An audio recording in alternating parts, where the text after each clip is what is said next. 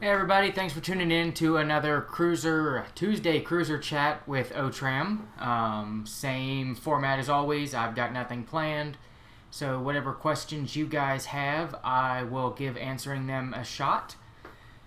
We had a pretty exciting day today at the shop.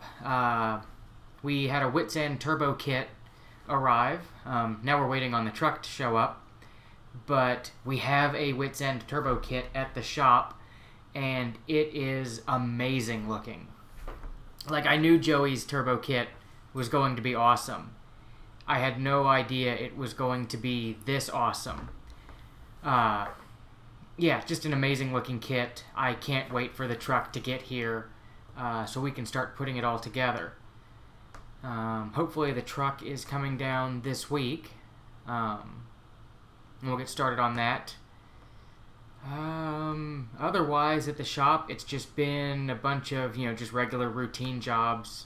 We did a couple of power steering pumps, power steering boxes, crash buttoned up the new engine on the 3FE40 swap. The one that came with the donor vehicle through a rod after not running for very long, so we got another used engine and swapped everything over to it. And Crash got that all fired up this morning. So we're just letting that run in and check for leaks and test driving and all that jazz. But yeah, that's about all that's going on. Nothing super exciting. I heard back from the shop that we're looking to have do the mandrel bending for the stainless exhaust, and they were able to digitize the two really complex pipes. So the two tailpipes for the 62 and the 80 will be mandrel bent out of one piece. So we'll hopefully have the prototypes for that back this week. So that's super exciting. Most miles I've seen on an FJ80 without an engine rebuild. Probably around 400,000. Somewhere in that neighborhood. And I am not quite sure why Crash is Crash. Crash has been Crash for longer than I've known him. And I've known him 20 years. It has something to do with the Crash Bandicoot video game, but I don't know the rest of it.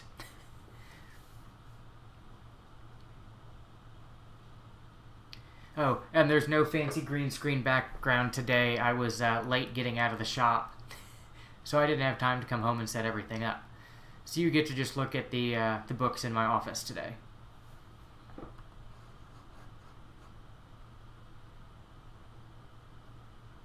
Yeah, we've seen quite a few 80s go 400K or greater. Like the one I just bought's got 350 on it. We've got several customers in the high threes, and a couple that are over 400. And I've heard of them going higher than that. I just haven't seen them. Books are good.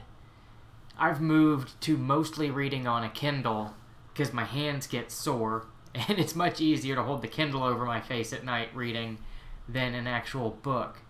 But I do miss reading paper books.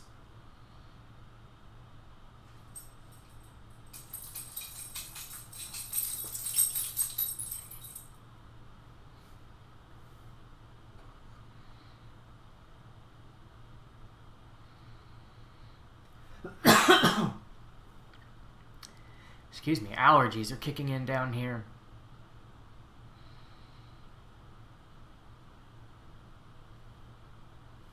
And I am ready for a nap. Troubleshooting electrical gremlins on an 80 series this afternoon, and somebody's been through and changed around a lot of the wiring harness and trying to figure out what they've done and what I need to do to get the systems I need working is just killing me.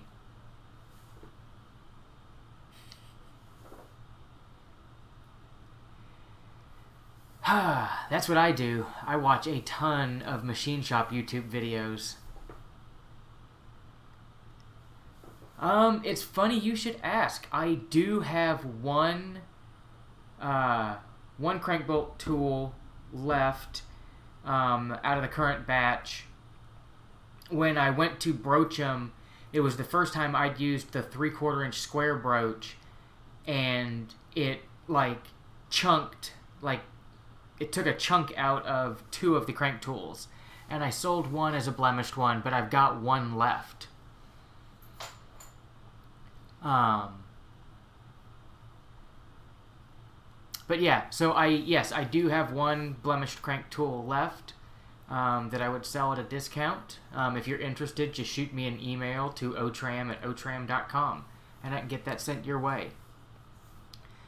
And I am not sure on needing help getting the exhaust back, the prototypes back from Maryland.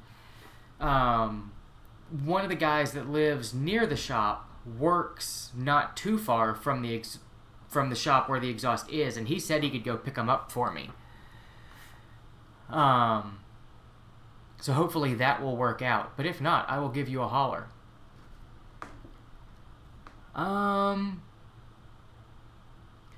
I have not dealt with weak stream from a windshield washer pump. At least not on a cruiser. I'm trying to think what would cause that. My biggest guess would be there's a crack in the hose somewhere, and you're losing flow somewhere under the truck, and it's not getting to the nozzles.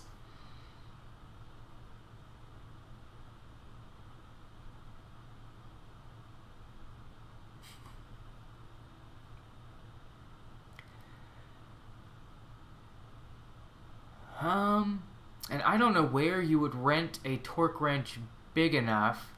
Like the one I've got, I bought off Amazon, but it was $350-ish, which is kind of expensive for a one-time use tool. But we use it all the time, so it was all good. And if your speedo and dash lights are going in and out,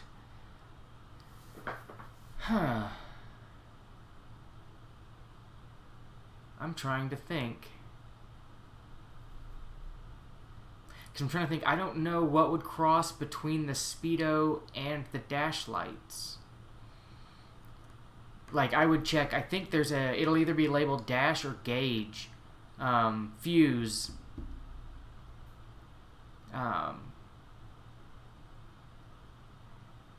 That would be my guess for the dash lights going out. The speedo,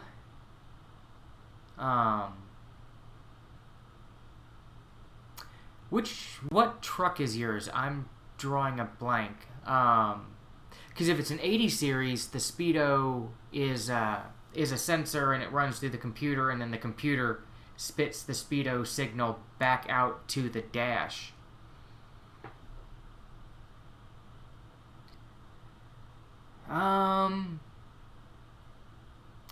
Yeah, if dash lights are staying out and rear lights are staying out, I would check the park fuse. I think it's the park fuse. It'll either be park or tail. And then I'm pretty sure 9480 is a speedo sensor, not a cable-driven speedo. But I could be wrong.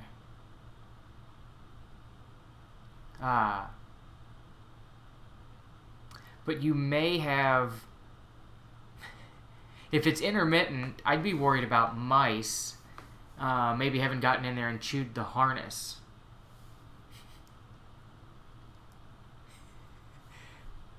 Oh boy, I'm getting kudos. And hellos from Georgia. Hello to Georgia. And kudos back to Jim. I'm sure you've gone on some insanely long bike ride that deserves kudos.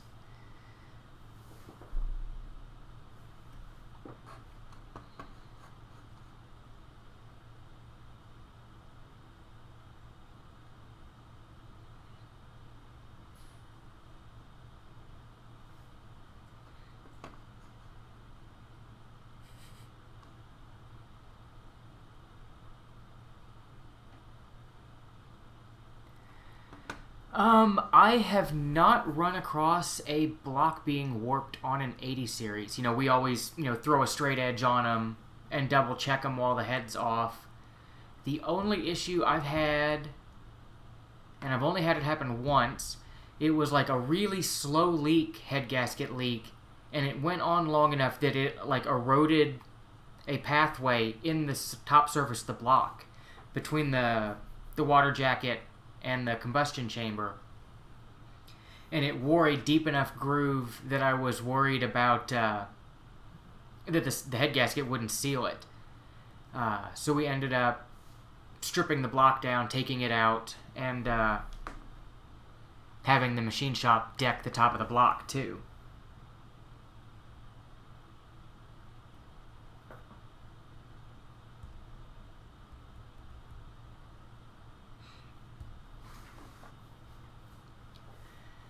But otherwise, I haven't had an issue with block sealing on a 1FZ, knock on wood.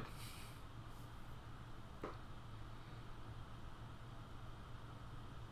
trying to think.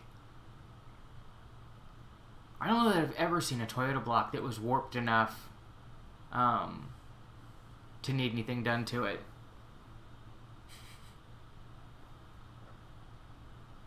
We're not that far from North Carolina, depending on where in North Carolina.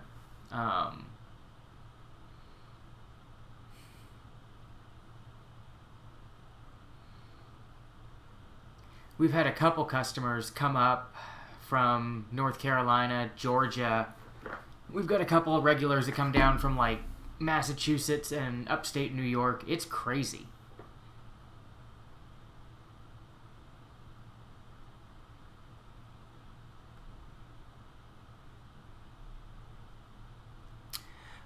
To Vicken, we've found it a lot easier to mate the whole drivetrain together outside of the truck. Like, bolt the bell housing, the transfer case, everything to the engine, run all the wiring and cooler pipes, and then drop the whole thing down in as one assembly. And then you don't even have to worry about the upper bell housing bolts. Otherwise, if we're like when we're pulling the trans and not the engine, if you take the trans cross member out and like put all the bottom bolts in and then tilt the trans down, it makes it easier to get to the upper bolts. I've never tried loosening body mounts and lifting it up.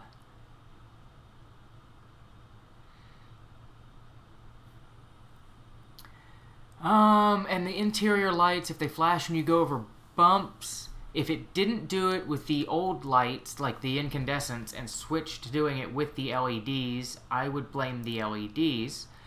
If they flickered with the incandescents, it could be a bad one of those spring clips that holds them, or like you say, the door sensors. If they're really wallered out, they can get loose and bounce around in there.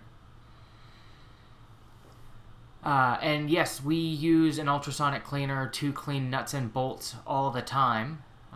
We just throw purple power, simple green, stuff like that in there and let them run. I do it a lot for like transfer cases and transmissions where I want them super clean so the Loctite really holds well. Ultrasonic works awesome for doing that. We also use it for like cleaning carburetors and getting all the inside passages clean. We are in Bealton, Virginia, about an hour southwest of D.C.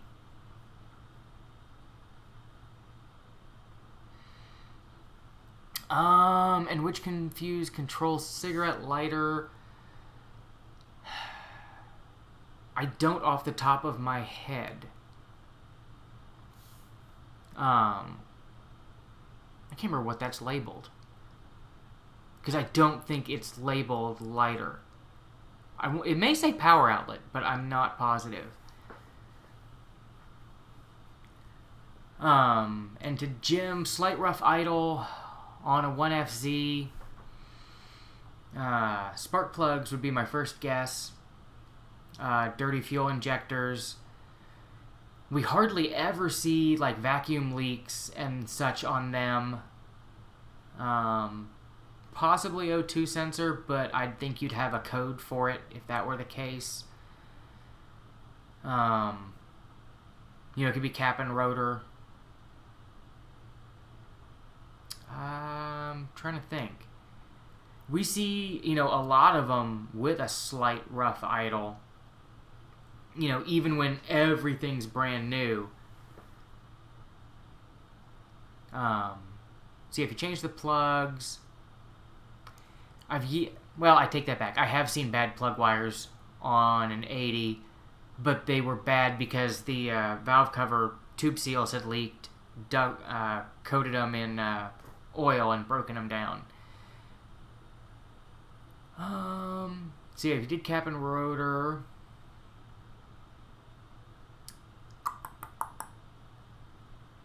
I'm not coming up with anything that wouldn't be like standard. I've heard throttle position sensor being out of adjustment can do rough idle. I haven't seen it myself in the shop. And you did the intake boot. Do you have any exhaust leaks? Because an upstream exhaust leak can cause the O2 sensors to read funky and get you a little bit of rough idle.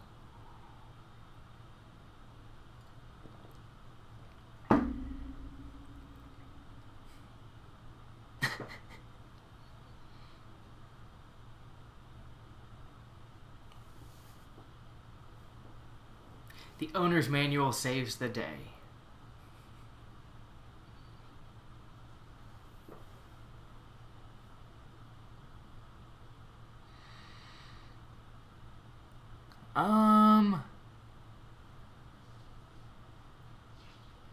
Nox or P0330 on a 4.7. I don't think I've had to diagnose that yet.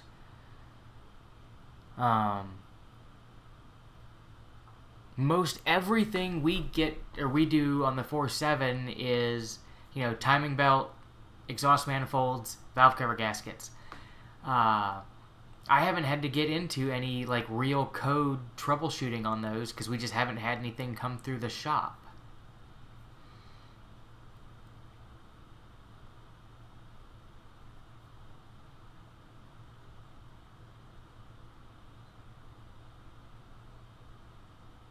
Oh, I guess, yeah, there's like the PCV line and the vent line, the two that go up to the throttle body. I could see those causing a rough idle if those were leaking and sucking unmetered air.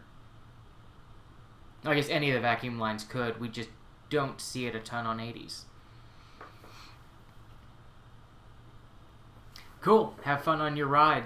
Yeah, I gotta go out for a long run in the morning. And I'm not looking forward to it.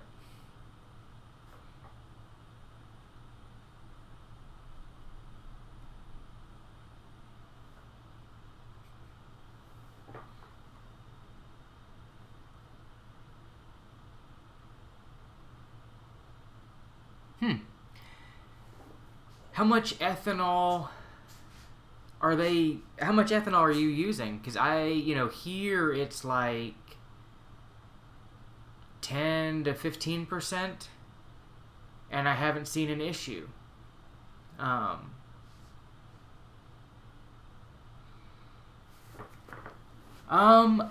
am not a believer in deleting the EGR. It's there to help cool the combustion chamber at like cruising RPM. It's not something that is detracting from power, and it's actually helpful. So I leave them and keep them working properly.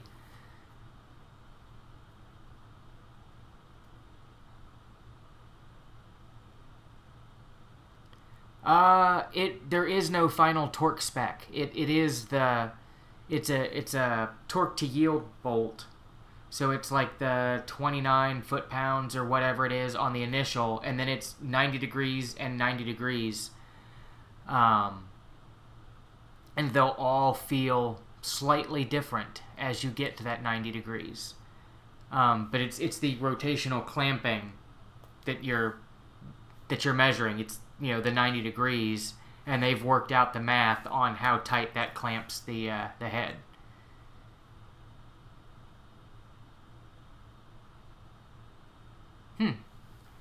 Yeah, I know my lawnmower hates the ethanol gas, but I haven't seen the carbureted cruisers don't like it because it, you know, fouls up the carburetors. But I haven't seen the fuel-injected trucks have an issue with it.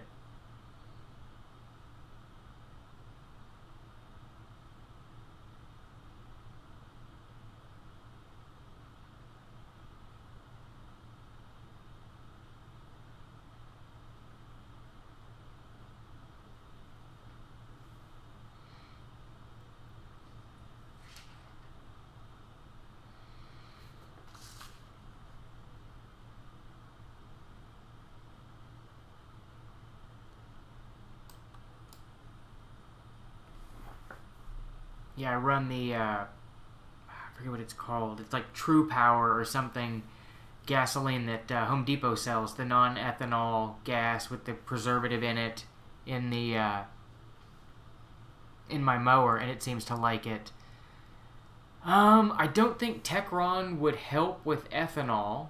Startron helps because it's like enzymes or something that actually eat the ethanol out of the gas.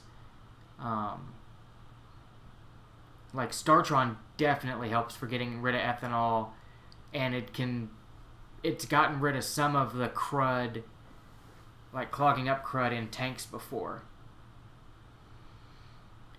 We see a couple of supercharged 80s. We've got one at the shop right now. I'm trying to think. I think we've got 2 or 3 regular customers with supercharged 80s, and they are fun.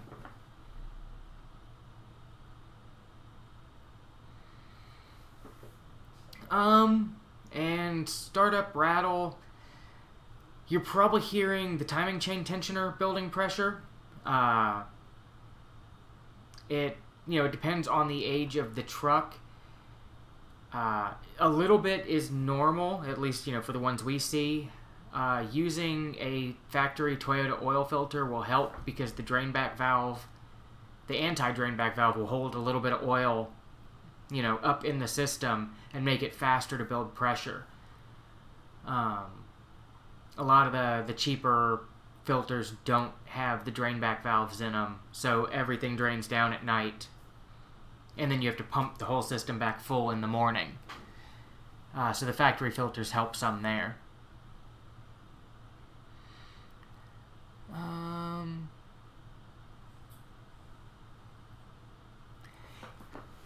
If just the seals blew out, you could probably just do the seals. It depends on how soupy your knuckle grease got. If it washed the bearings clean, like the knuckle bearings, then you'd at least want to take them out and repack them to make sure they're well greased. But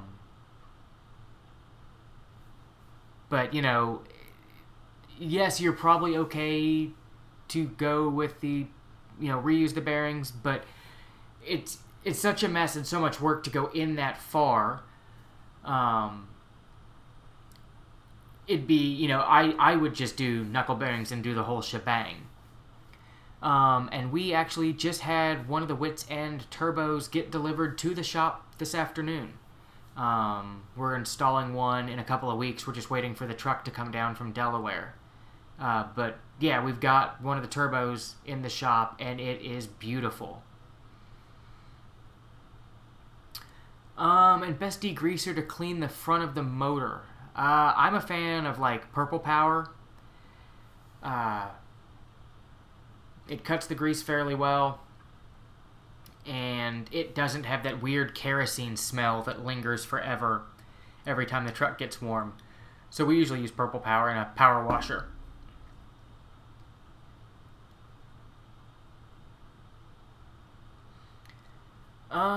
And I have heard that the Marlin seals don't last as long in an 80 series front end, being that it's full-time 4-wheel drive. but that was a couple of years ago, so they may have solved that by now. But we just use the factory Toyota seals when we do them.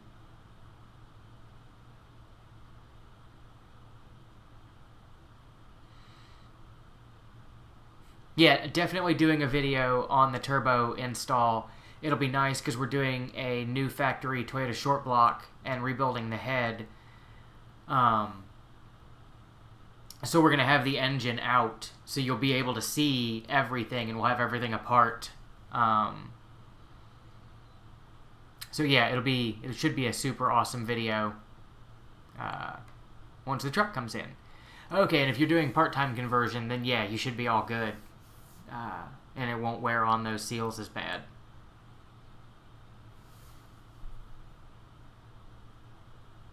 I've got 80 series axles under my 4Runner with Asen hubs and the Marlin seals.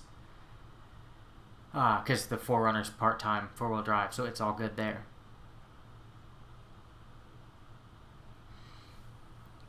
And it depends on where you get the aftermarket ones. Like the Cruiser Outfitters and Cruiser Brothers rebuild kits, they're technically aftermarket, but they're NOK branded seals, which are, the same as you're going to get from Toyota.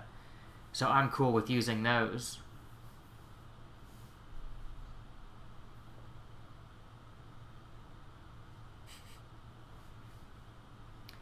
Yeah, the superchargers are getting hard to find. Yeah, it's Joey's turbo kit. It is just beautiful. Like, everything is overboard, like, way thought out. Like, it comes with all the weird widgets you'd need to connect everything. Like, he has thought through every aspect of this thing. And it just shows when we unpacked it to look at it this afternoon. I can't wait to install it. I had a customer, I guess almost 2 years ago, ask me about doing a turbo manifold. And I started on it. I drew it all up in CAD to get the flanges cut. And then I heard Joey was working on a turbo kit, and knowing how nice his stuff is, it's like, yeah, I'm not even going to work on a turbo manifold. I'll just wait till Joey's stuff comes out, and we'll install that.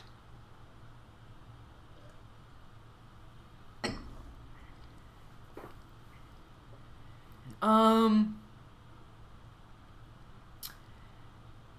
don't know if I would do... Well, I think they're going to be pretty similar. I think there's going to be more tweakability with the turbo, since you can, change the wastegate pressures and that. Where, on the supercharger you had to change pulleys. Like, I really like a turbocharger. So, yeah, I would lean that way personally. I don't know that there's huge benefits going one way or the other. And yeah, as far as I know, the reason it doesn't work on the 93, 94s is the computer. Like, you need the OBD2 computer to be able to do the fuel control. Like, the guys in Australia are turbocharging non-OBD2 trucks, but they're going with completely aftermarket computer systems and fuel injection. And glad you guys are digging the channel, and glad you could make it. So I guess theoretically you could put a turbo kit on a 94 if you used a standalone computer and rewired everything. There's a Facebook group, it's like Turbo 1FZ or something like that. And they cover it pretty well.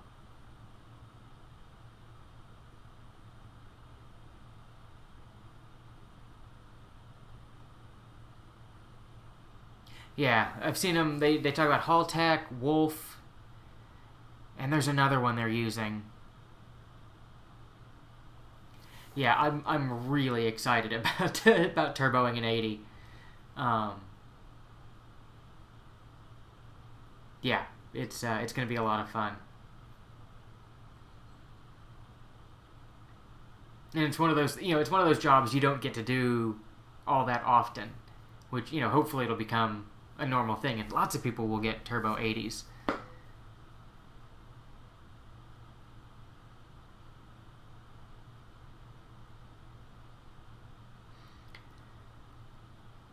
Um, 97 Land Cruiser, timing chain replaced, different head, not developed and told bearings need to be replaced. Is it worth the cost? It's gonna be expensive. I mean, you're gonna have to pull the transmission out, to be able to lower the crank down, and realistically, the engine should be completely stripped down and remachined for the new bearings. And it gets really expensive really quick.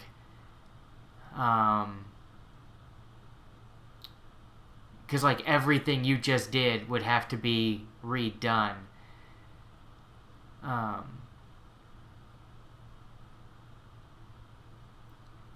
Yeah. And I have seen pictures of Bullet superchargers, but I've never seen one in person.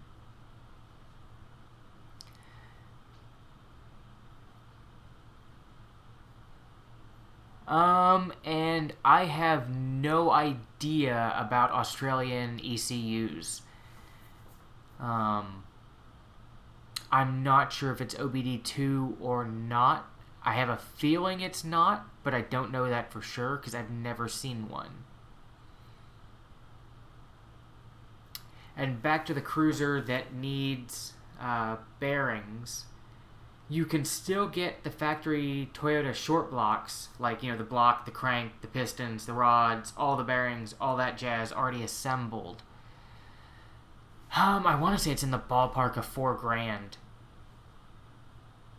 Which when I've worked it out, like with local machining and replacing parts, it's cheaper just to get the factory Toyota short block.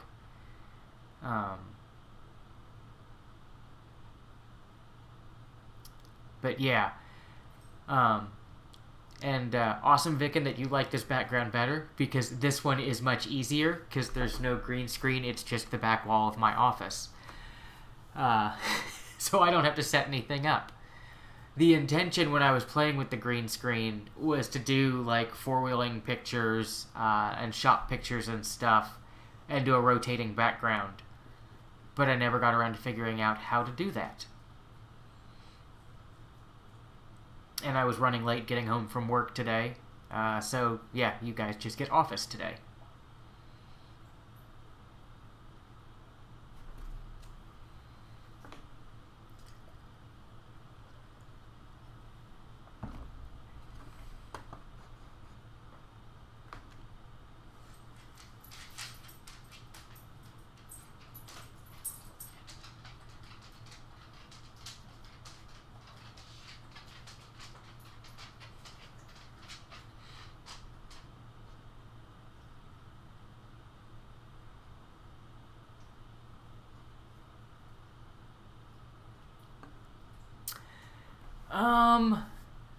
Feeling like a trans is starting in second gear instead of first.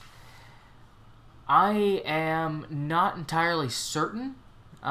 We don't really dive into doing a lot of transmission diagnostics.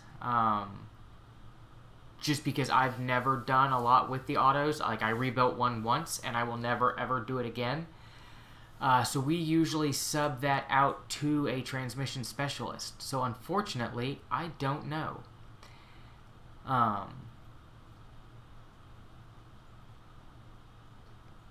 And awesome to Just Jake. Glad the channel's helping in putting the new motor back together. And yeah, I am able to zoom out more with the camera with this setup, because I don't have to zoom it to fit the green screen thing.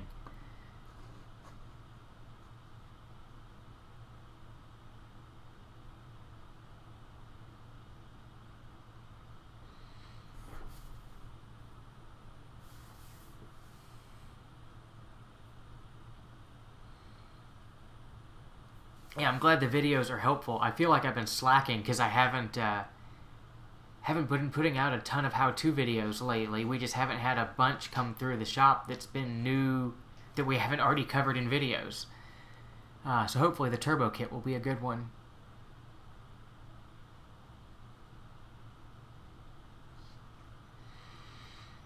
I'm not sure on using the auto ECU with a manual transmission. We just did it with a 3FE out of a FJ62, putting it in a 40 with a manual transmission. But that system's old enough that it's not really looking for much input from the trans to the computer. It just gives me a no speed signal detected error. I don't know on the newer stuff how happy it would be with how much integration there is. I haven't tried doing a manual swap with an auto ECU yet. And I don't have patches. We do have stickers. I never bothered to put them up on the website for sale. But if you just shoot me an email to otram@otram.com with your address, I can throw some stickers in an envelope and send them your way. You guys really like my junky bookshelves, huh? We have too many books.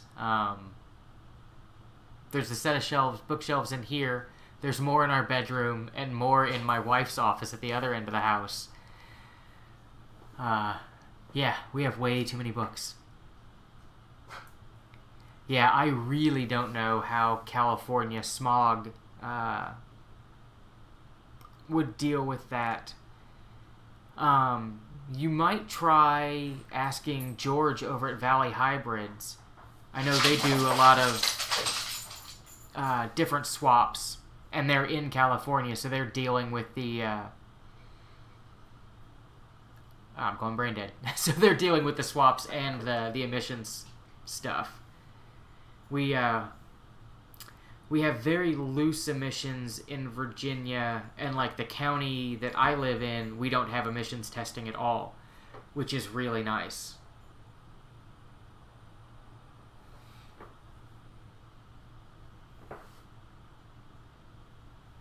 Cool, sounds good. It'll be like the 80s cartoons where you send a self-addressed stamped envelope to Lucky Charms, and they send you back a prize.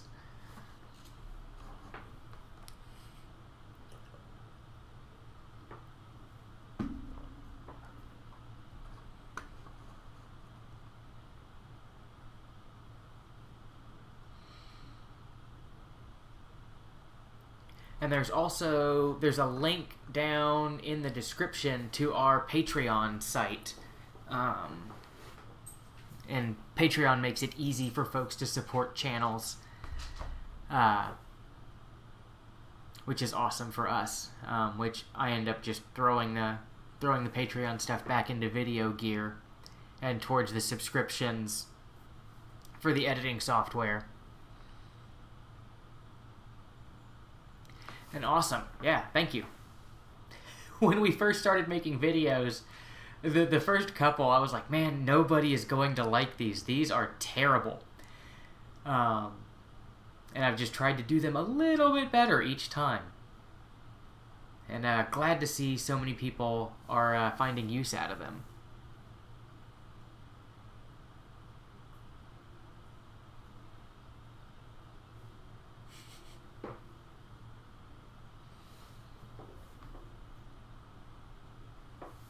I can't tell what's in the backyard, but the dogs are fixed on something, just staring out the back window.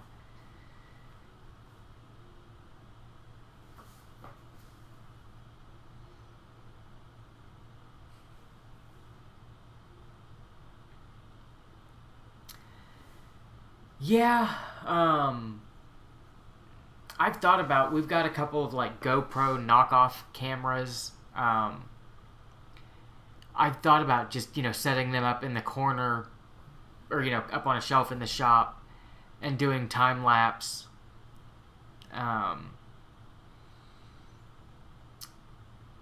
but we've just never, and like I had a thing where it was like a chest harness GoPro that I was gonna do, like, like clip it together and do, a week, everything we'd worked on for a week, stuck together, and it just never worked out right.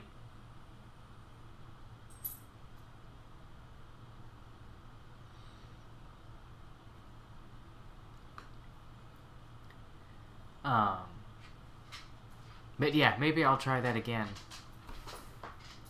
We'd also have to edit out all of Crash's swearing. Of course, I guess in the time lapse there wouldn't be audio, so that'd be okay.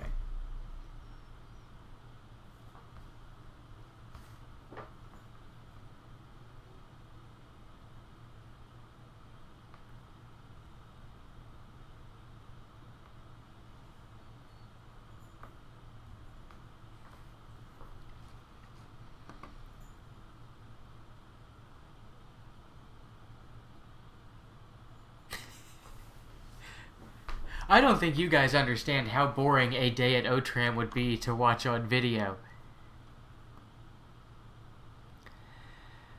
And I don't know of a aftermarket leather supplier. I've heard of one. It's called like Origami or something like that. But I haven't seen anything from them other than when they were initially saying they were going to start bringing leather in. It seems like everybody that's done leather for cruisers has just kind of gone lopsided, and either isn't doing it or isn't doing it well. I have seen Mosley Motors on their Instagram has posted a couple of pictures of leather kits, and I don't know if they're making them or if they've got a supplier for them or if it's just something they're installing. But you might check Mosley Motors, because if they've got stuff that they're using, everything I've seen come out of there has been super high quality. So they would know. They may have a source for good ones. I don't know what their website is, but I think it's spelled like that.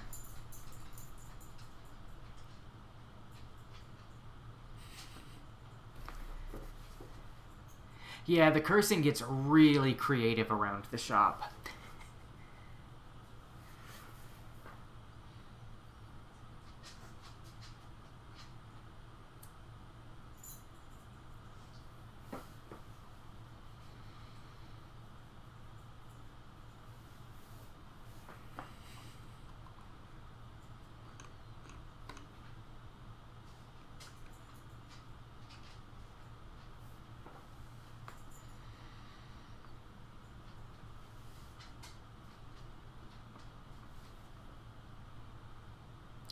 Yeah, like I know Metric TLC was doing the leather kits years ago, and they're either out of business or just stole a lot of people's money.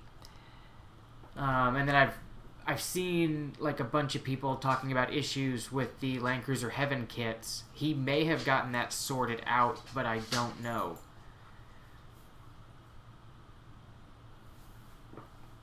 Luckily, we don't do any upholstery work at the shop, so I don't have to get into it.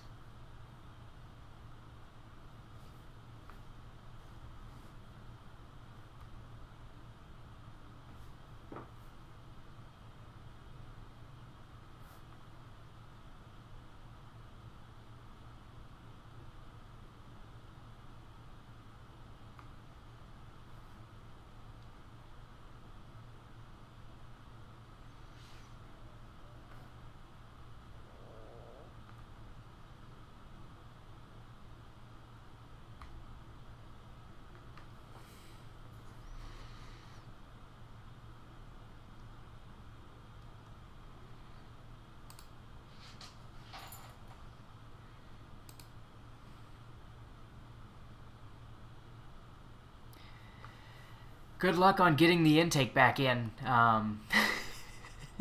Some of those bottom bolts can be a lot of fun.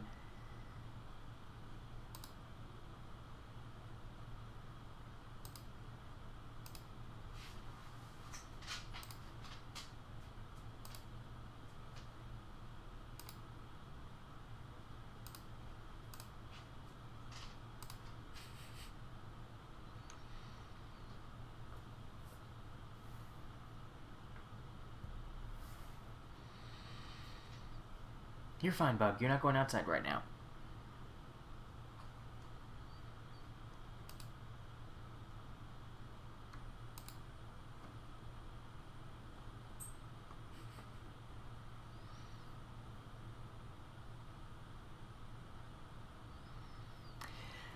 Oh, we've gone so many weeks without getting trolls.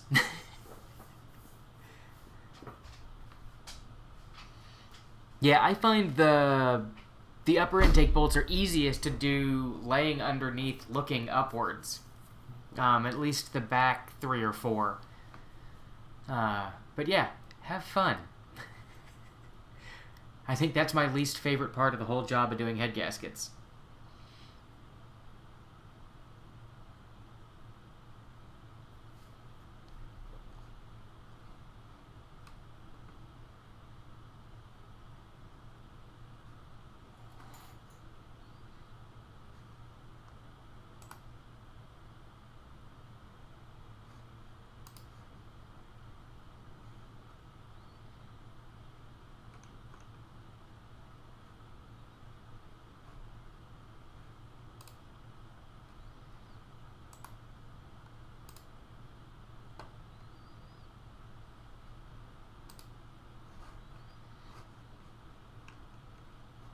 Ooh. Ooh.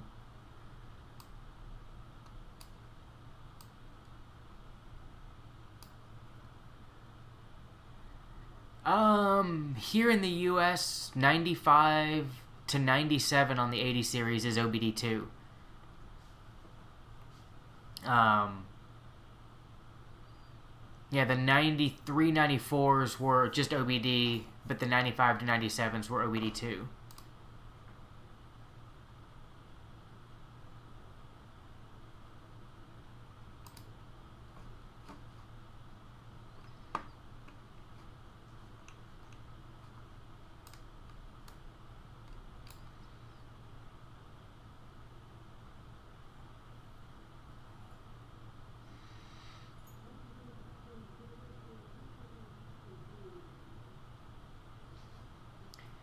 And I don't know what is going on over at the high school tonight, but it is insanely loud. I don't know if you guys can hear it. But the announcer for the high school should not be this loud in my house 3 blocks away.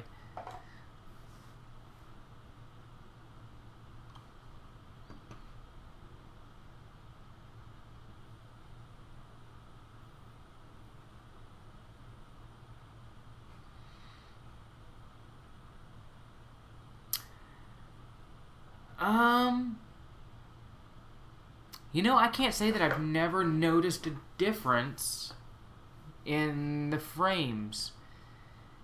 Like, I know the sway bar links change, and I think the bump stop brackets change, but I've never noticed any major difference in the actual frame itself. Like, we don't see them rusting out faster or, you know, getting bent more easily. But I've never looked into it. I hadn't heard that before.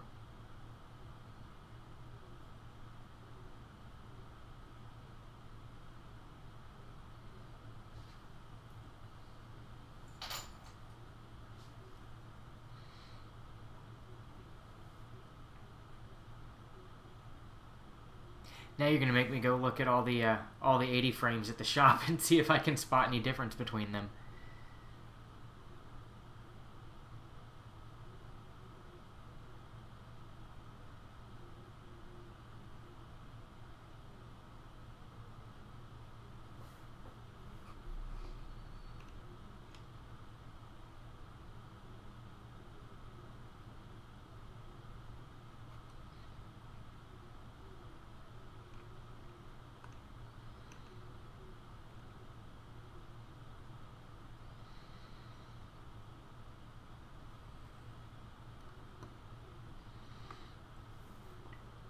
Gotcha, yeah. I don't know. I'd be interested to know what the difference is between the earlier 80 frames and the 95 and up. Because I hadn't heard that. I wonder if it'd be listed in any of the old frame books.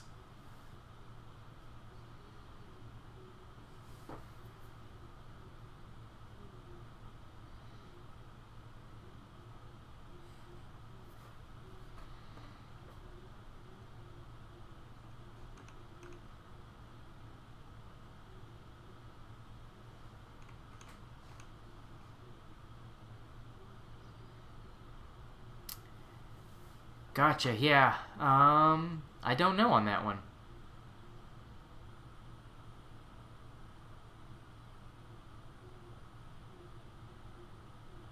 And I'm not sure if there's a difference between the FZJ and the HDJ frames. I would assume motor mounts would be different, but I'm not positive.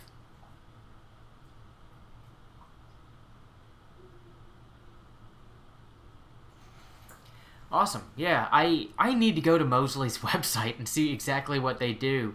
I follow them on Instagram and, see lots of awesome engine machining pictures. And I'd just seen the leather kits pop up a few times. So I need to go actually look and see what all they do.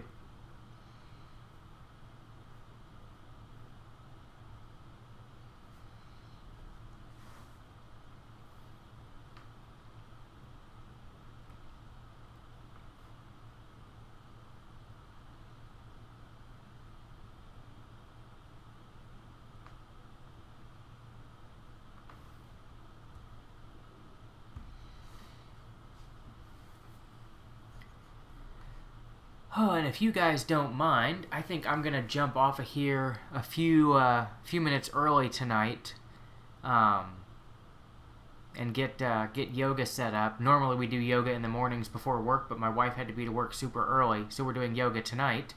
So I need to get everything set up for when she gets home, so we can go ahead and eat on time.